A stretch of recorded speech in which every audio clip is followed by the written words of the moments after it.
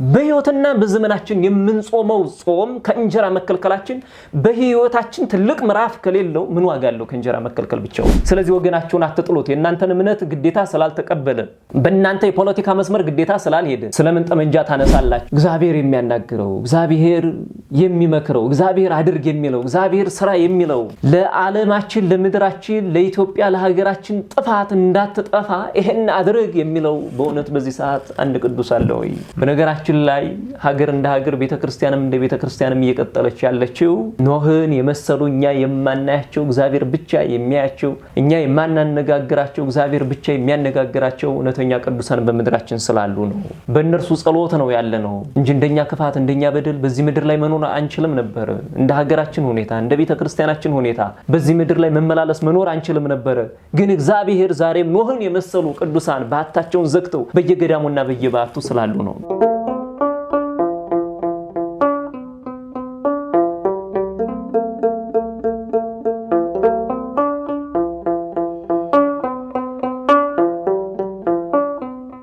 በስመ አብ ወወልድ ወመንፈስ ቅዱስ አሐዱ አምላክ አሜን።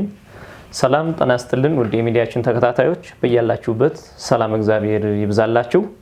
በዚህ ዕለትና በዚህ ሰዓት እንደተለመደው ዋኖቻችን የተሰኘ መርሃ ግብራችንን ወደ እናንተ ይዘን ቀርበናል። በዛሬው ከዋኖቻችን መካከል የምናየው ታላቁን የቤተክርስቲያናችን አባት በሁሉ ዘንድ አርአያ የሆነው አባታችን ኖህን የምናይበት የመርሃ ግብራችን ክፍል ነው ማለት ነው።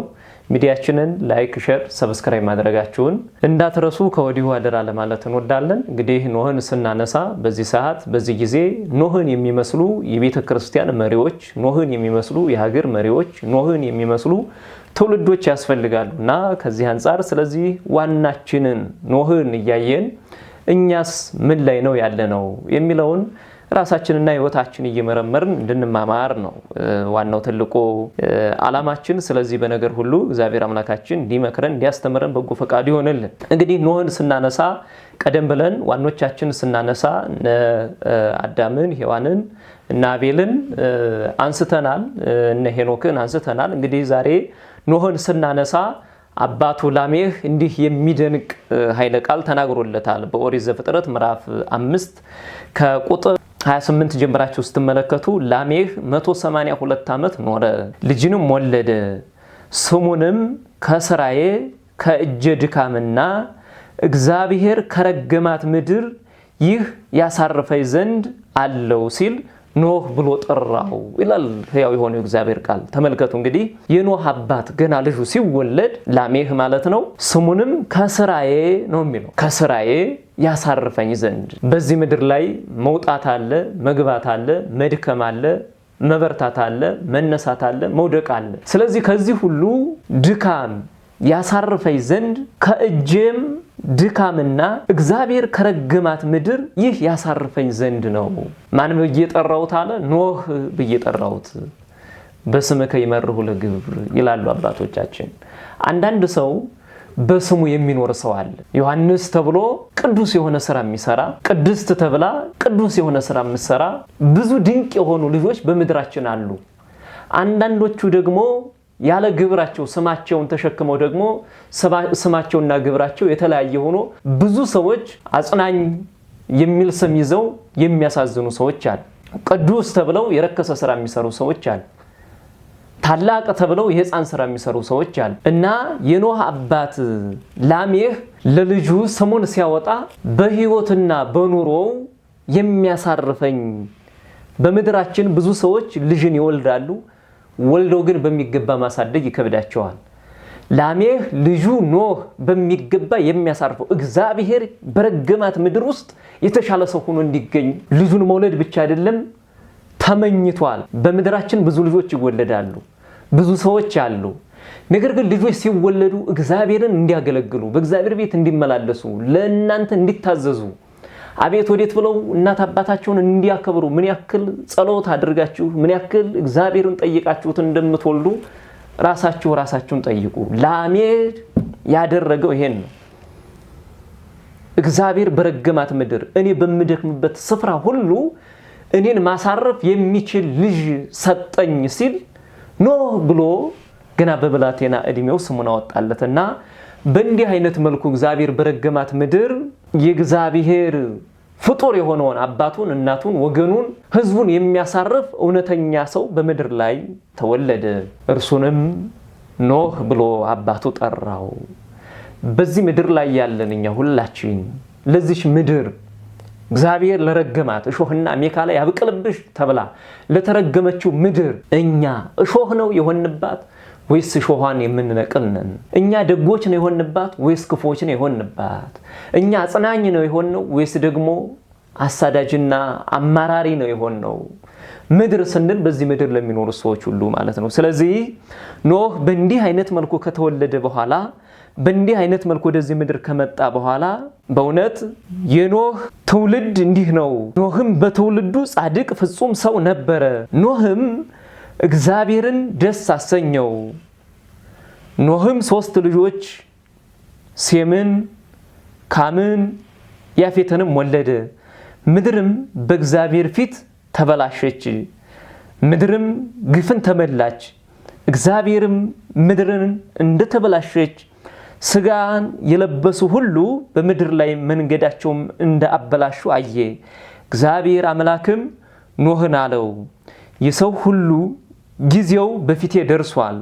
ከነርሱ የተነሳ ምድር በግፍ ተመልታለችና እኔም እነሆ ከምድር ጋር አጠፋቸዋለሁ። ባለ 4 ማዕዘን የእንጨት መርከብን ለአንተ ስራ፣ በመርከቢቱም ክፍሎችን አድርግ፣ በውስጥም በውጭም በቁጥራል ለቅልቃት መርከቧንም እንዲህ ታደርጋታለህ እያለ ስለ መርከቧ አሰራር እግዚአብሔር የሚያነጋግረው ሰው ሆነ። ውድ ተመልካቾቻችን በሕይወትና በዘመናችን ስንኖር ወላጆቻችን በእኛ ከተደሰቱብን እግዚአብሔር በእኛ ሊደሰትብን የታመነ አባት ነው። ዛሬ ስንቶቻችንን ወላጆቻችን ያስደሰት? ዛሬ ስንቶቻችንን በመውጣት በመግባታችን ሰዎች የተደሰቱብን? ኖህ በሕይወትና በዘመኑ ወላጆቹን አስደሰተ። አባቱ ተደሰተበት። ስሙን እንዳወጣለት በስሙ በግብሩ የሚኖር ሰው ሆነ። ከዛ በኋላ ኖህ በሚኖርበት ምድር ላይ ሰዎች ሁሉ እግዚአብሔርን በደሉት። በእውነት ዛሬ እግዚአብሔርን ያልበደለው ማን ይሆን? እግዚአብሔርን ያላሳዘነ፣ እግዚአብሔር ያላዘነበት፣ እግዚአብሔር ያልተቀየመው በዚህ ምድር ላይ ማን አለ? ያልበደለ፣ ኃጢአት ያልሰራ፣ በጽድቅ አደባባይ እየተመላለሰ፣ በጽድቅ መንገድ እየተመላለሰ፣ በትዳሩ፣ በሕይወቱ፣ በኑሮ፣ በመውጣት በመግባቱ እግዚአብሔርን ያስደሰተ ሰው በእውነት ማን ነው? ኖህ በሕይወቱ እናት አባቱን መጀመሪያ ያስደሰታቸው። እናት አባቱ ደስ ተሰኙ። እናት አባቱ ደስ የተሰኙበት ኖህ በዚህ ብቻ አላቆመም፣ እግዚአብሔርን ማስደሰት ጀመረ። እግዚአብሔርን የሚያስደስቱ ሰዎች ብዙ ቅዱሳን ባሉበት መካከል ቢኖሩ አያስደንቅም። ቅዱሳን በሌሉበት፣ ወደ እግዚአብሔር ቤት የተመለሱ ሰዎች በሌሉበት ኖህ አካሄዱን ከእግዚአብሔር ጋር አደረገ። እግዚአብሔር በምድር ላይ ያሉ ሰዎች ሁሉ በደሉ፣ እግዚአብሔርን አሳዘኑት። እግዚአብሔር ግን ኖህ የተባለ አንድ ጻድቅ አገኘ። እግዚአብሔር ግን ኖህ የተባለ አንድ ቅዱስ አገኘ። እግዚአብሔር የሚያነጋግረን፣ እግዚአብሔር የሚያናግረው፣ እግዚአብሔር የሚጠይቀው፣ እግዚአብሔር የሚያነጋግረው በእውነት በዚህ ምድር ላይ አንድ ቅዱስ አለ ወይ?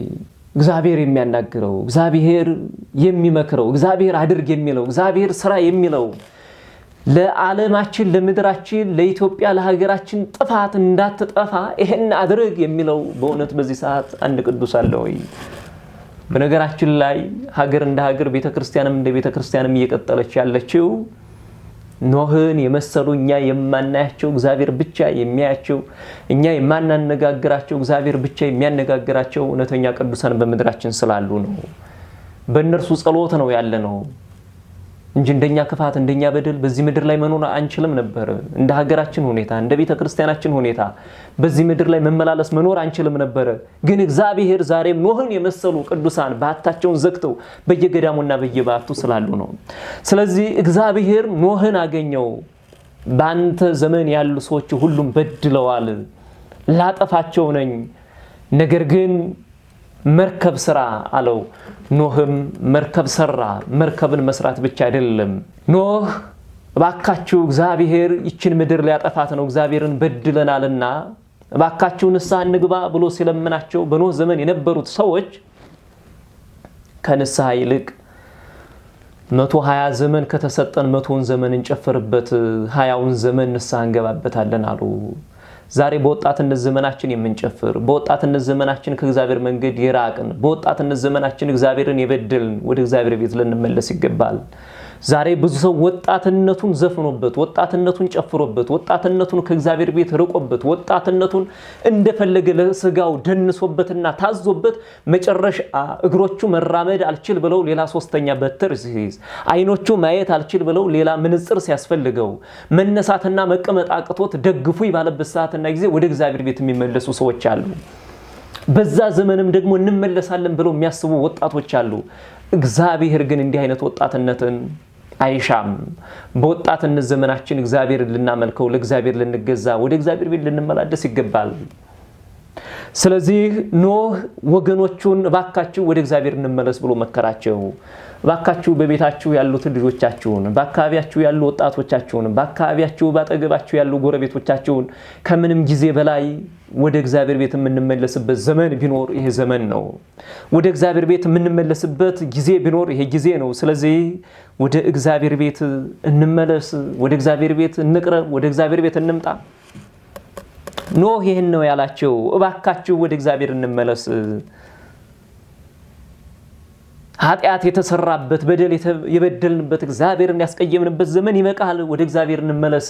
እግዚአብሔር መርከብ ስራ ብሎኛል። ባካችሁ ከነፈር ውሃ የምንጠፋበትን መርከብ እንስራ ሲላቸው አንተ ስራ ብለው ዘበቱበት። ኖህ ህዝቡ ስለጠፋ ህዝቡ እግዚአብሔርን ስለበደለ አብሬ ልበድል አላለም። ህዝቡ ስለበላ እኔም ልብላ አላለም። ወገኖች ዛሬ ጾም ላይ ነው ያለነውና የለም መብላት አለብን የሚል ወጣቶች ጓደኞች እንኳን ካሏችሁ እነሱ እየበሉ ስለሆነ እናንተ መብላት አለብን ብላችሁ አትብሉ። ጾሙ፣ ጸልዩ፣ ወደ እግዚአብሔር ቤት እንቅረብ፣ ወደ እግዚአብሔር እናነማ። ኖህ ያ ሁሉ ህዝብ እግዚአብሔርን በድሎ በኃጢአት ባለበት እርሱ ግን ከኃጢአት ተለየ። እንዴት አይነት መታደል ነው! ባካችሁ እናንተ ጓደኞቻችሁ የንስሐ አባት አልኖራቸው ይሆናል። ወደ እግዚአብሔር ቤት አልተመላለሱ ይሆናል። አላስቀደሱ ይሆናል። ወንጌልን አልሰሙ ይሆናል። እናንተ ግን ያለ መድከም ሁሉ ጊዜ ወንጌልን ስሙ። እናንተ ያለ መሰልቸት ሁሉ ጊዜ አስቀድሱ።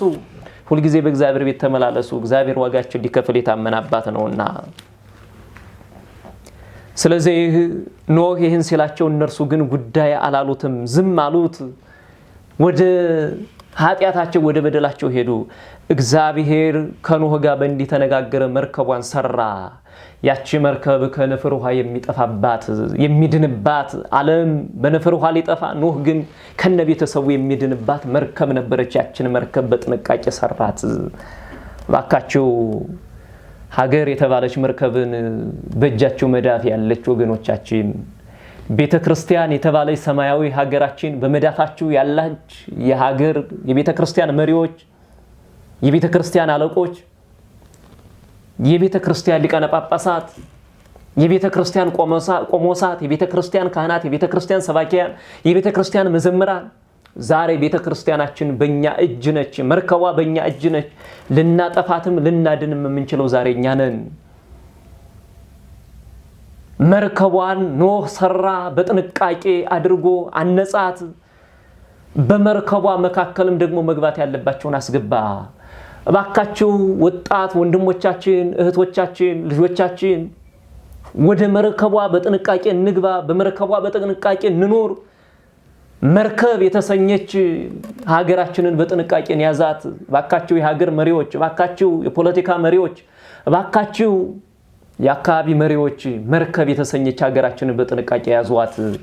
አንዴ ከመዳፋችን ካመለጠችና መሰበር ከጀመረች በኋላ ለመጠገን ይከብዳል።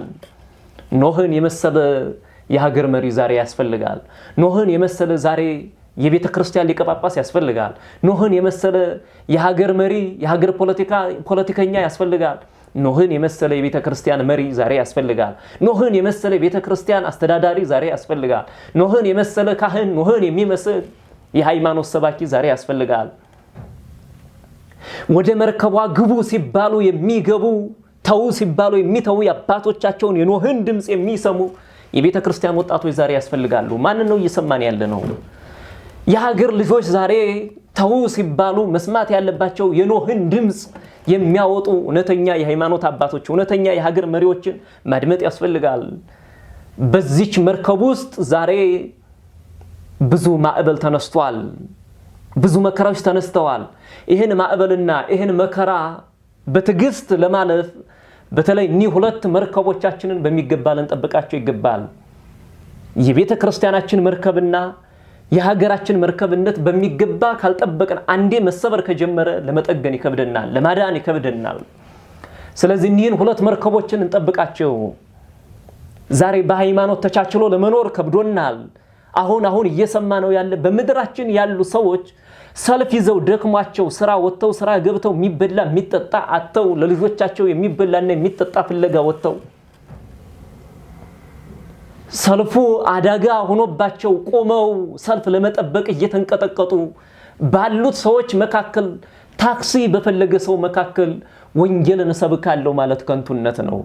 እየጠበቁት ያለው ወንበር እንጂ ታክሲ እንጂ ወደ ቤታቸው በሰላም የሚገቡበት እንጂ ማይክ ይዞ መጮህ ይሄ ወንጌል አይደለም። አሁን አንዳንዶች እያየን ነው። ይሄንን አይተነው ሰምተነው እንመለስ። እኛ ሙስሊሞች ኢሳ ያለ አባት እንደተወለደ እናምናለን። እኛ ሙስሊሞች ኢሳን እንወደዋለን። ኢሳን አላህ ሱብሓነሁ ወተዓላ ካከበራቸው ትላልቅ 5 ነቢያቶች ውስጥ አንዱ መሆኑንም እንመሰክራለን። በዚህም አናበቃም። ኢሳ በተአምር የታመሙ ሰዎችን እንዳዳነ፣ የሞቱ ሰዎችን እንዳነሳ፣ አይን የሌላቸውን አይን እንዳረገም በተአምር በአላህ ፍቃድ እናምናለን። ስለዚህ ወገኖቻችን ተመልከቱ፣ እንግዲህ አሁን እየሆነ ያለው ይሄ ነው። አሁን በእንዲህ አይነት ሁኔታ መቻቻልስ ይኖራል ወይ ወደፊት? ፕሮቴስታንቱ ማይክ ይዞ ከሰበከ፣ ሙስሊሙ እንዲህ ደግሞ መስበክ ከጀመረ፣ ነገ ኦርቶዶክሱ ማይክ ይዞ መስበክ ከጀመረ፣ በኢትዮጵያ ምድር ብቻ ከ30 በላይ ሃይማኖቶች አሉ በመንግስት ደረጃ እውቅና ተሰጥቷቸው። እነዚህ ሁሉ በየአደባባይ ወጥተው ከሰበኩ እንዴት ብለን ነው መደማመጥና መነጋገር የምንችለው? የምንሰብክበት ራሱን የቻለ ቦታ የለም ወይ? የራሱ የሃይማኖት ተቋም አለ ወይ? በዛ ማስተማርና መስበክ አልተቻለም አችሉም ወይ? ወዶና ፈቅዶ እምነቴ ነው ብሎ ወደ ቤተ እምነትህ የመጣልህን ህዝብ በሚገባ ማስተማር ካልቻልክ አደባባይ ወጥቼ የሌላ እምነትን አስተምራለሁ ማለት ከንቱ ነው። ቤተ ክርስቲያን መጥቶ ስጋና ደሙን በልቶ ጠጥቶ የኢየሱስ ክርስቶስ ስጋና ደሙን የበላን ህዝብ የጠጣን ህዝብ አንተ መንገድ ላይ ተቀበለ ና ጌታን ተቀበል ብትለው አንተ በማይክ ከጮህከው በላይ እርሱ እኮ በስጋና በደሙ በህይወት ውስጥ አስገብቶታል። እንዴት አይነት ቀልድ ነው እየተቀለደ ያለው? እቺን መርከብ እንዳንሰብራት እንድጠንቀቅ እንደኖ የምናስተውልበት ዘመን ቢኖር ይሄ ዘመን ነው። የፖለቲካ መሪዎችም ልታስቡበት የሚገባው ትልቁ ነገር ይሄ ነው። የሃይማኖት መስመሩ ከታለፈ እናንተ ለምትመሩት የፖለቲካ መንገድ እናንተ ለምትመሩት ለፖለቲካ ጎጣችሁ ወይም ደግሞ ለፖለቲካ ህይወታችሁና መንገዳችሁ ወጣት አሰልፋችሁ በዘርና በቋንቋ ለተቧደነው የፖለቲካ መንገድ ሰዎች መሳሪያ ይዘው የሚታኮሱበት ዘመን ላይ ነው ያለነው። ሰው ለቋንቋው ለነገዱ ለብሔሩ የሚታኮስበት ዘመን ላይ ነው ያለነው። በሃይማኖቱ ከመጣበት ከዚህ በላይ ነው የዘመን ወጣት። ስለዚህ ማንም በማንም ሃይማኖት አይደረስ። እዛው በየእምነት ተቋማቸው ይነጋገሩ ወጣቶች፣ በዛው ይማሩ። የሃይማኖት መሪዎችም ይሄን ነው ማድረግ ያለባቸው። በሃይማኖት ስፍራ ስለ ሃይማኖታቸው በሚገባ እናስተምራቸው፣ እንምከራቸው፣ እንገስጻቸው። እንዴ ታው እንጂ ቢያንስ አደባባዩንማ አብረን ባንድ እንሰለፍበት እንጂ እየቀረን ያለኮ ይሄ ነው። እድሩ እየተቋረጠ ነው። አብሮ መኖሩ፣ አብሮ መብላቱ፣ አብሮ መጠጣቱ እየተቋረጠ ነው። በማን የሃይማኖት ትምህርት የሚሰጡ የሚመስሉ የሃይማኖት ትምህርት በሌላቸው አስመሳዮች ማለት ነው፣ ተኩላዎች ማለት ነው። እንዲሁም ደግሞ ሀገር መራለን ብለው በሚገባ ሰው ካልተጣላ፣ ሰው ተኩስ ካላነሳ፣ እርስ በርሱ ካልተጋደለ ጠማማ ወንበራቸው የጸና የማይመስላቸው ፖለቲከኞች ባሉበት ምድር ውስጥ ነው ያለነው። ይሄን በጥባት ያለ ፍርሃት እንናገራለን። ህዝባችንን አታማሩት፣ አታሰቃዩት። ሰልፍ ላይ ባንድ ላይ አብሮ ይሰለፍበት። ማህበራዊ ህይወቱን አታበላሹበት። እንደ ፖለቲከኞችና እንደ ሃይማኖት ቆማሪዎች መሪነን በሚሉት ልክ ቢሄድ ህዝባችን አብሮ መኖር አይችልም ነበር። ግን ህዝባችን ከመሪዎች በላይ አስተዋይ ብልህ ስለሆነ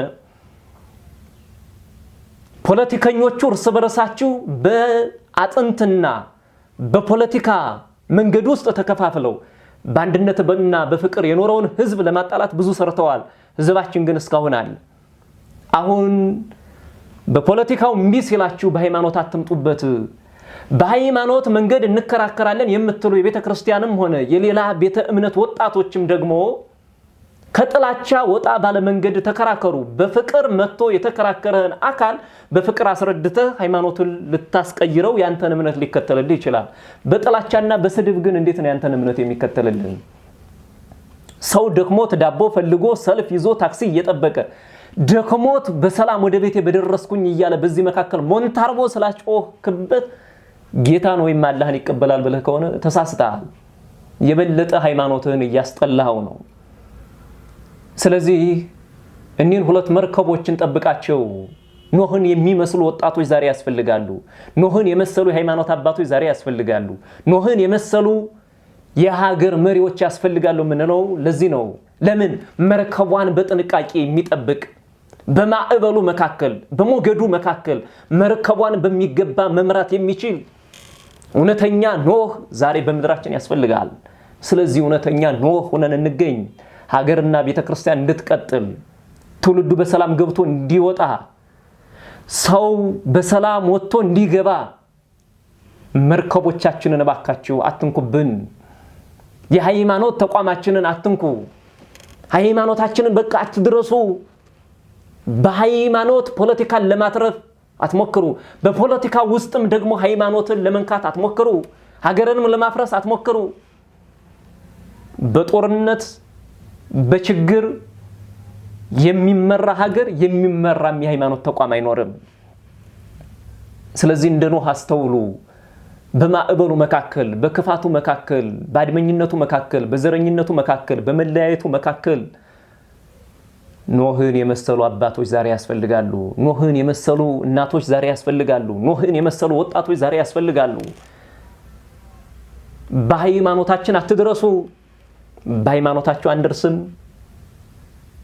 ንጽጽር ካስፈለገ ደግሞ የተማሩ የሃይማኖት ሊቃውንት አባቶች አሉ። እነርሱ ያካሂዳሉ። በዚህ ልክ እንጓዝ። ኖህ አባታችን እንግዲህ በዛ በንፍር ውሃ መካከል እግዚአብሔርን ያልበደሉትን አድርግ ባለው ልክ ወደ መርከቡ አስገባቸው። በመርከቡ ከገቡ በኋላ ያ ማዕበል ተነሳ። ያ ማዕበል ጸጥ እስኪል፣ ያ ማዕበል እስኪጠፋ ብዙ ሰዎች አለቁ። ብዙ ሰዎች ምድረ በዳ ሆኑ። ዛሬ እንደምናየው ብዙ ሰዎች በምድራችን እየጠፉ ያሉት በእውነት ከመርከቧ ፈቀቅ ብለው ይሆን? መርከብ ከተሰኘችው ቤተክርስቲያን ፈቀቅ ብለው ይሆን? አይደለም። ከመርከቧ ያስወጣናቸው እኛ ነን። ዛሬ በምድራችን የሰው ልጅ የክርስቶስ ቤተ መቅደስ ከንፍር ውሃ በላይ በቦምብና በመሳሪያ እርስ በርሱ እየተደባደበ እያየን ነው። እያለቀ እያየን ነው። የክርስቶስ ቤተ መቅደስ እየፈረሰ እያየን ነው። ስለዚህ ተው፣ አንድ ወደምታደርገን ወደ ኢትዮጵያ ወደ ሀገራችን በአራቱም ማዕዘን ያሉት ህዝቦች በሰላም ሊኖሩ ይገባል የሚል የሃይማኖት መሪ ዛሬ ያስፈልጋል። የሀገር ችግር አለፈታ ብሎ በብዙ ሰቆቃ፣ በብዙ መከራ፣ በብዙ ውጣ ውረድ፣ ብዙ ደም እየፈሰሰባት ባለች ምድር ላይ ሌላ ደግሞ የሃይማኖት ትንኮሳ አስነስቶ ሌላ ማዕበል መፍጠር ይሄ በእግዚአብሔር ዘንድ ያስጠይቃል። ወዳጄ በትምህርት ዓለም ውስጥ ሆነ በሳልከው ስዕል ላይ ከቤትህ ያለ ህፃን ስዕልህን ሌላ ነገር ለቅልቆበት ቢያበላሽብህ ምን ያክል እንደሚያምህና ምን ያህል እንደምትገርፈው እንደምትጣላው አስበው። እግዚአብሔር በአርአያውና በአምሳሉ የሰራውን ቤተ መቅደስ የምታፈርሱ ለማፍረስ የተዘጋጃችሁ ሰውን በመግደል ስራ ያደረጋችሁ ወገኖቻችን እስከመቼ ወንድምን ትገለዋለህ? እስከመቼ ወገንን ትገለዋለህ? ስለዚህ ወደ ልባችን እንመለስ። መርከብ የተሰኘች ሀገራችንን በሚገባ እንጠብቃት። የሃይማኖት መሪዎችም ጸልዩ፣ ወደ እግዚአብሔር እንመለስ። ኖህ በዛች መርከብ መዳን ያለባቸውን ነፍሳትን አዳነ፣ ማትረፍ ያለባቸውን ነፍሳት አተረፈ። ባካችሁ ዛሬ በረሃብ ማዕበል ውስጥ ያሉ፣ በዘረኝነት ማዕበል ውስጥ ያሉ፣ በመለያየት ማዕበል ውስጥ ያሉ፣ በሞትና በሕይወት መካከል ማዕበል ውስጥ ያሉ ወገኖች አሉ። ለነርሱ እንድረስላቸው። ዛሬ እንደሚታወቀው የሁለቱም ሃይማኖቶች ጾም ላይ ናቸው፣ እስልምናውም ክርስትናውም። በዚህ በጾም ወቅት በእውነት ስንቶቻችንን በጎ ስራ እየሰራን ያለ ነው? ስንቶቻችንን በጎ ትሩፋት እየሰራን ያለ ነው? አንድ ታላቅ አባት በዚህ በሁለቱም ጾም መካከል አጋጣሚ ሀብታቸውን ይሰረቃሉ። እንዴ የሙስሊሙም ጾም ነው፣ የክርስቲያኖችም ጾም ነው። ሁለቱም የሚጾሙ ከሆነ የሰረቀኝ ማን ነው ብለው ጠየቁ ይባላል። ከእንጀራ ተከልክለናል። ወንድምን ለመግደል ግን ቢላ እየሳልን ነው፣ ጦር እየሰበቅን ነው። ከእንጀራ ተከልክለናል። ወንድምን በመጠላት ግን ተያይዘነዋል። ወገኖቼ በሕይወትና በዘመናችን የምንጾመው ጾም ከእንጀራ መከልከላችን በሕይወታችን ትልቅ ምዕራፍ ከሌለው ምን ዋጋ አለው? ከእንጀራ መከልከል ብቻውን። እግዚአብሔር አምላካችን በኢሳይያስ 58 ከቁጥር 5 ጀምራችሁ ስትመለከቱ በኃይል ጮህ፣ ድምፅህን አትቆጥብ፣ ለወገኔ እንዲህ ብለህ ንገራቸው ይላል እግዚአብሔር። ከእንጀራ መከልከልን ተከልክላችኋል፣ እየጾማችሁ ነው። እኔ የፈለኩት ጾም ግን ይህ ነውን ይላል። ለተራበው ትደርሱለት ዘንድ አይደለም ወይ? ለተጠማው ታጠጡት ዘንድ አይደለም ወይ? የታሰረውን ትፈቱ ዘንድ አይደለም ወይ? የታረዘውን ታለብሱ ዘንድ አይደለም ወይ ይላል። ያ ሲሆን ነው ጾማችሁ ጾም ሆኖ የምንቀበለው ይላል እግዚአብሔር። ወገኖቻችን እግዚአብሔር ጾማችንን እንዲቀበል፣ በሌላ የሃይማኖት ተቋማት ውስጥ ያላችሁም ደግሞ ጾማችሁን ፈጣሪ እንዲቀበልላችሁ ከፈለጋችሁ ፈጣሪ የሚፈልገውን ማድረግ ያስፈልጋል። እንዴ እስከመቼ እንገፋፋ? እስከመቼ እንገዳደል? ሁላችንም በሰላም የምንኖርባት መርከብ ኢትዮጵያ ሀገራችን አለች። በዚህች ሀገር ማንም በሰላም ገብቶ በሰላም መውጣት የሚችልበት ተፈጥሯዊ መብት አለው። ሰልፍ በተሰለፈበት አትጩህበት፣ ወጥቶ በሚገባበት አትጩህበት። አስተምራለሁ የምትል ከሆነ የሃይማኖት ተቋም በተሰጠህ በቤትህ በዛው በእምነት ቦታ አስተምር፣ ምከር፣ ገስጽ። ሌላውን አትዝለፍ። ስለራስህ በደንብ ለአማኞችህ አስረዳ፣ አስተምር። መርከባችን እንዳትሰበር እንጠንቀቅ። አንዴ መርከባችን ከተሰበረች በኋላ በተለይ የሃይማኖት ጉዳይ አንዴ እሳቱ ከተጫረ በኋላ ማስቆም አይቻልም። በዚህ ለማትረፍ የፈለጋችሁ፣ በዚህ የሰው ደም እንዲፈስ የፈለጋችሁ ሰዎች ካላችሁ ባካችሁ ወደ ልባችሁ ተመለሱ፣ ወደ አእምሯችሁ ተመለሱ፣ ወደ ራሳችሁ ተመለሱ። እግዚአብሔር የሚፈልገው ለሰዎች በጎ ነገር አድርገህ ዋጋ ተከፍል ዘንድ እንጂ ለሰዎች መድኃኒት ትሆን ዘንድ እንጂ ለሰዎች የምችለውን አድርገህ በጎ ስራ ሰርተህ እግዚአብሔር እንዲደሰትብህ እንጂ ክፉ አድርገህ ሰዎች እንዲያዝኑብህ አትፍቀድ። መጽሐፋችን ካጠገብህ ያለውን ወንድምህን ወገንህን ካልወደድከው እኔን በሰማይ ያለው ያላየኸኝን አንድ ቀን እንኳን ያልተመለከትከኝን እግዚአብሔር እንዴት ወዳለሁ ትላለህ ይላል መጽሐፋችን። የኛ አስተምሯችን ይሄ ነው። የሌሎቻችሁም በዚህ ልክ የተዋጀ ይመስለኛል። ስለዚህ ወገናችሁን አትጥሉት። የእናንተን እምነት ግዴታ ስላልተቀበለ፣ በእናንተ የፖለቲካ መስመር ግዴታ ስላልሄደ ስለምን ጠመንጃ ታነሳላችሁ? የእናንተን እምነት ስላልተከተለ አይ እኔ እምነታችሁን አልከተልም ስላለ ስለምን በሰይፍ ትገለዋለህ? መብቱ ነው እንዴ። ዓለም ያከበረውን መብት እንዴት ነው ፈጣሪ የማያከብረው? ይህን በደንብ ልትረዱ ይገባል የሌላ እምነት ተቋማት ወንድሞቻችን። ስለዚህ ደስ ብሎት ነው ያንተን ሃይማኖት ሊከተልልህና ሊወድልህ የሚችለው እንጂ ሰይፍ ስላነሳ ስላስፈራራህ አይደለም። በፍቅር መሳብን እንልመድ፣ በፍቅር መመላለስን እንልመድ። ሃይማኖታችሁ እንዲሰፋ ከፈለጋችሁ ሌሎች ሰዎችን በፍቅር ሳቧቸው፣ ሌሎች ሰዎችን በፍቅር አስተምሯቸው እና የአደባባይ ጩኸታችሁን ግን ቀንሱት። ትከስራላችሁ እንጂ ማትረፍ አይቻልም። እልህ ውስጥም አትግቡ። ሃይማኖት እልህ አያስፈልገውም። ፍቅር ነው የሚገዛው። ፍቅር ሳህቦ ለወልድ ኃያል መንመሩ አጽኦ እስከ ለሞት የተባለለት አምላካችን እግዚአብሔር ዓለምን በፍቅሩ የገዛው የማረከው ለምንድን ነው ከተባለ ፍቅር የተባለ ታላቁ ነገር ከላይ ከዙፋኑ ስቦት ነው። የሚወደድ የሚፈቀር ነገር ሳይኖረን ዓለምን እንዲሁ ወዶታልና ነው የተባለው። ዓለምን እንዲሁ ስለወደደው እስከ ቀራንዮ አደባባይ ድረስ ታምኖ ለዓለም ሁሉ ቤዛ ሆኖ ስጋውን ቆርሶ ደሙን አፍሶ ለዓለም መድኃኒት ሆኗል። አስተምሯችን ይሄ ነው። ስለዚህ በዚህ ልክ የምንጓዘውን እምነታችንን እንድትነኩብን አንፈልግም። እንደፈለጋችሁ ግን ተቋማችሁ ላይ ማስተማር ትችላላችሁ። የሃይማኖት አባቶቻችን እሱ ልትሉ ይገባል።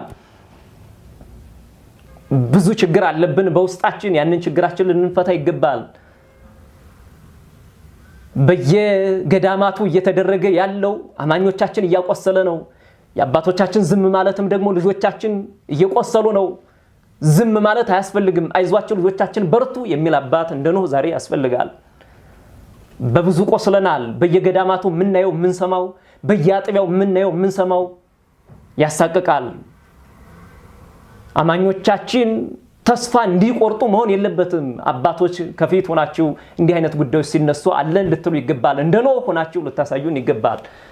ብዙ ማዕበል አለ። በዛ ማዕበል መካከል አባት ሲመራ ደስ ይላል፣ ልጅ ይከተላል። ልጅ ሲመራ ግን ልጅ ይፈጥናልና ነገሮች ይበላልሻሉ። ልጆቻችንም ደግሞ ሰከን ብላችሁ አባቶቻችሁን የሚሉትን የሚናገሩትን ማድመጥ ያስፈልጋል። እውነተኛ አባት ግን እንደኖህ ዛሬ ያስፈልገናል።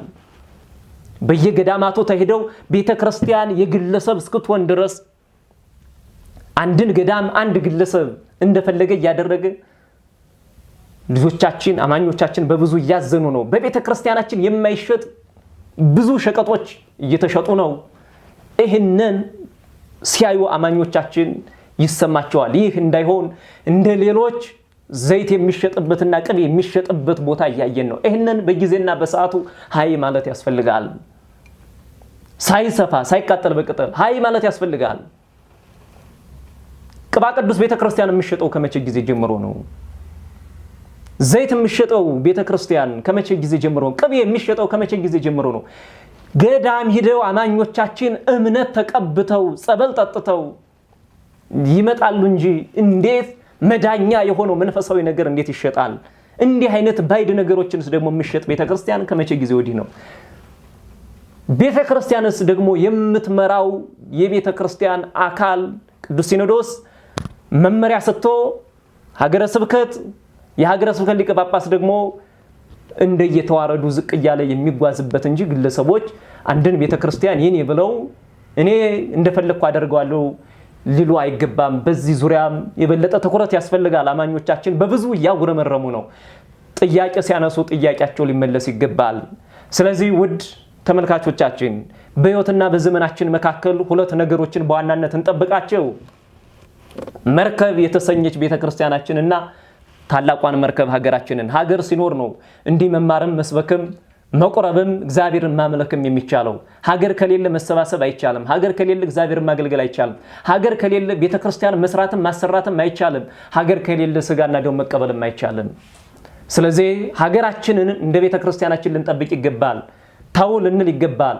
በሃይማኖታችን ለሚመጡት እስከ ሞት ህቅታ ድረስ እንደምንጓዝ የታመነ ነው። ያ ከመሆኑ በፊት ግን አባቶቻችን ቅደሙ፣ እንደ ኖህ ልጆቻችሁን ባንድ ሰብስቧቸው። ተበትነው ነው ያሉት። ሐሳባቸውን፣ ጩኸታቸውን፣ ድምጻቸውን የሚሰማ ጠፍቶ እያለቀሱ እያነቡ ያሉ ልጆቻቸውን አይዟችሁ ልጆቻችን አለን፣ እኛ ከፊት ሆነን የሚመጣውን ነገር ሁሉ እንቀበላለን፣ እናንተ ከኋላ ተከተሉን የሚል እንደ ኖህ እውነተኛ አባት ዛሬ ያስፈልጋል። እንዲሆናችሁ እንድናይ እንፈልጋለን። ዋኖቻችን ስናይ እነ ኖህ በእንዲህ አይነት ህይወት ነው በነፈር ውሃ መካከል ለህዝባቸው ለቤተሰባቸውና ለወገናቸው መድኃኒት ሆነው ነው የተገኙት። መጠጊያ መጠለያ ሆነው ነው የተገኙት። የሃይማኖት አባቶቻችን ብችሉ ለወገናችን፣ ለህዝባችን፣ ለተከታዩ፣ ለአማኙ መጠለያ ድንኳን ሁኑት፣ መርከብ ሁኑት። ካልሆነም ደግሞ በዝምታ አትግዱት። ቢቻል ከፊት ሆናችሁ ምሩት። ካልሆነ ግን ልጆቻችሁ በስሜት ከፊት ስለተናገሩ ብዙ ዋጋ አይክፈሉ። ይሄም መሆን የለበትም። ስለዚህ እግዚአብሔር የሚፈልገው አባት እንደ አባትነቱ የአባቱን ስራ ይስራ፣ የአባትነት ስራውን። ልጆች እንደ ልጅነታቸው አባቶቻቸውን ይከተሉ። አባትና ልጆች ሆነን በታላቋ መርከባችን በቤተ ክርስቲያን በፍቅርና በአንድነት መኖር ያስፈልጋል። በየማህበራዊ ሚዲያም በሰፊው ብዙ ነገር የምታደርጉ ልጆች ያላችሁ፣ በዋናነት ግን መሰረቷንና ጉልላት የሆነችውን ቤተ ክርስቲያናችን አንዘንጋ። 24 ሰዓት ሙሉ ማህበራዊ ሚዲያ ተጥደው የቤተ ክርስቲያንን ድምፅ የረሱ ብዙዎች ስላሉ ማለት ነው። ስለዚህ መርከባችንን እንጠብቅ፣ ዋኖቻችንን እናስብ፣ ዋኖቻችንን እንከተል። ለሀገራችንና ለቤተ ክርስቲያናችን ሰላምና ፍቅር ይሆን ዘንድ ከልብ እንጸልይ፣ ከልብ እናነባ፣ ከልብ እንጾም። የጾም ወቅት ላይም ስላለን ብዙ በእንዲህ አይነት መልኩ ንትርኮችና ግርግሮች እንዳይነሱ ሰከን ባለመልኩ አባቶቻችን ከፊት እየቀደሙ ልጆች እየተከተሉ በእንዲህ አይነት መልኩ ሃይማኖታችንና ሀገራችንን በጸሎት እናስብ። ይህ ሲሆን ነው የሚያምርብን። በነገር ሁሉ ያስተማረን የመከረን የአባቶቻችን አምላክ እግዚአብሔር ስሙ ለዘላለም የተመሰገነና የተወደሰ ይሁን። በቀጣይ በዚሁ ሳምንት በሰላም እስክንገናኝ ሰላም እግዚአብሔር ይብዛላችሁ። ይቆየን።